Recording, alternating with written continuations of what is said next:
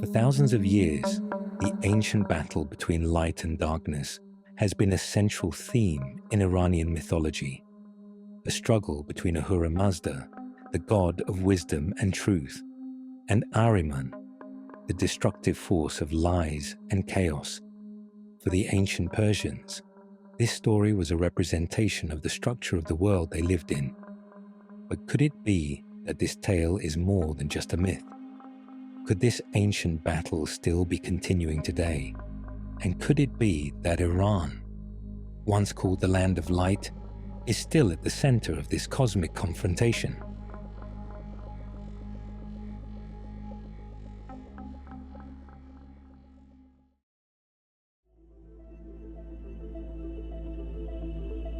In the oldest mythological narrative of Iran, we encounter Zurvan, the single force present in being and non-being, the god of infinite time, who existed in absolute solitude. But one day, tired of this solitude, he performed yazesh for 1,000 years to have a child. The result of this meditational act was 2 children, one bright, fragrant, and righteous, named Ormazd, and the other dark, foul-smelling, and evil, named Ahriman. The continuation of the myth goes like this. Ormazd and Ahriman appear in the 2 realms of light and darkness, and ultimately, with Ahriman's attack on the realm of light, they enter into a never-ending battle. In his first stage of preparation against Ahriman's assault, Ormazd creates the earth at the border between light and darkness. In one part of this book, from Ormazd's own words, we read, "The first and best land that I, Ahura Mazda, created was Iran-Vejeh." The earth, with Iran-Vejeh as his first land, immediately becomes the target of Ahriman's attack. Merdad Baha, in one of his works, also refers to this myth and points out that in the ancient Persian belief, the main battle with Ahriman began in Iran-Vejeh, a mythical land bound with the historical identity of today's Iran. And in this book, which records the research of this scholar on Zoroastrians, it is mentioned that in Zoroastrian cosmology, the axis of the final narrative of the battle, the coming of the saviour Soushiyans and the defeat of Ahriman, begins from the land of Iran.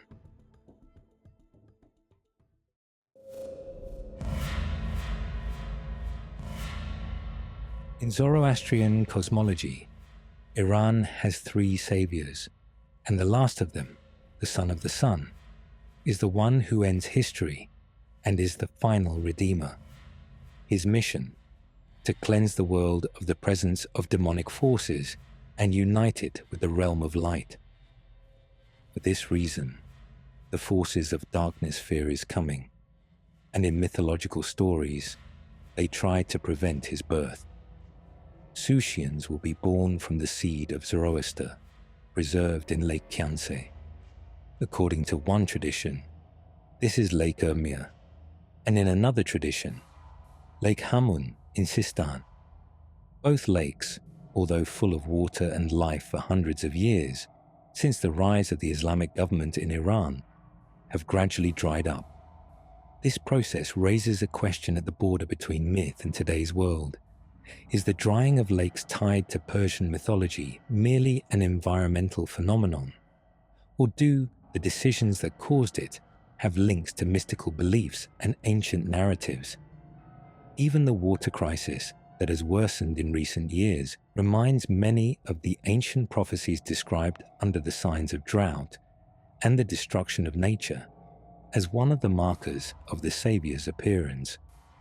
In Pahlavi texts, it is written that before the coming of Soushiyans, the world will fall into darkness, the earth will dry up, brother will fight brother, and lies will triumph over truth.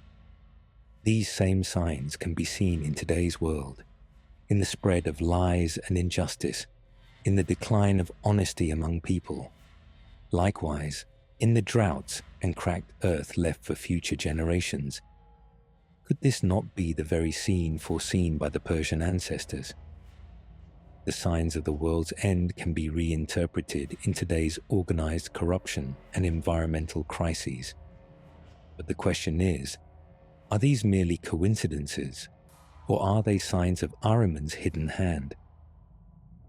If Iran was the first land created by Ahura Mazda, then from a mythological perspective, we are in the middle ground between light and darkness, at the center of the battlefield.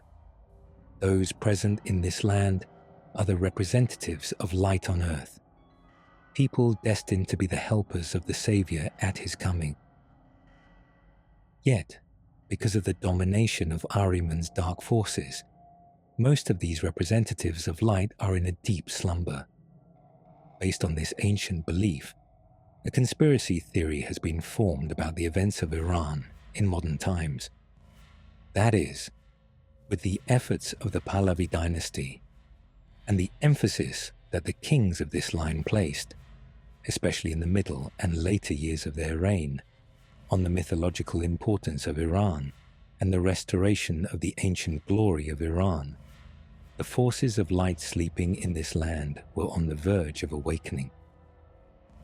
The 2,500-year celebrations at Persepolis, the renewed attention to Persian symbols, and the revival of the grand narratives of ancient Iran in remembrance of kings and symbols of antiquity, all have been interpreted in this light.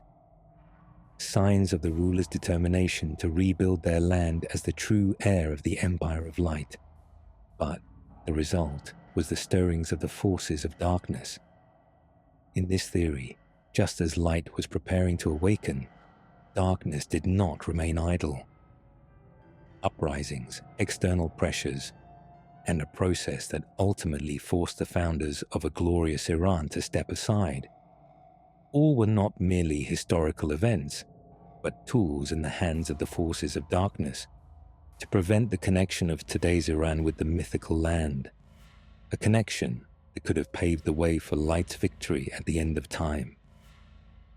In this interpretation, the fall of the Pahlavi dynasty, orchestrated by shadowy forces, was a direct attack on the legacy of light, and the current Muslim rulers of Iran are representatives of darkness on earth. Those who, under Ahriman's influence, seized Iran to disrupt the land of light and tilt the balance in Ahriman's favor. In other words, the collapse of the order the Pahlavis were building was the beginning of darkness's domination over Iran. And just as the first mythological battle of light and darkness on earth took place in Iran-Vejeh, the final battle too was ignited in this land, and still continues. At the same time, for some, Ahriman is a metaphor for corrupt systems and political or economic powers. But in another interpretation, Ahriman is a cosmic force, aided by non-human entities, preventing humanity's spiritual evolution. From this perspective, Iran is not just a country, but the main battlefield of the mythological cosmic struggle. And of course, some questions will remain unanswered until the end of time. Is today's Iran truly under the domination of demonic forces?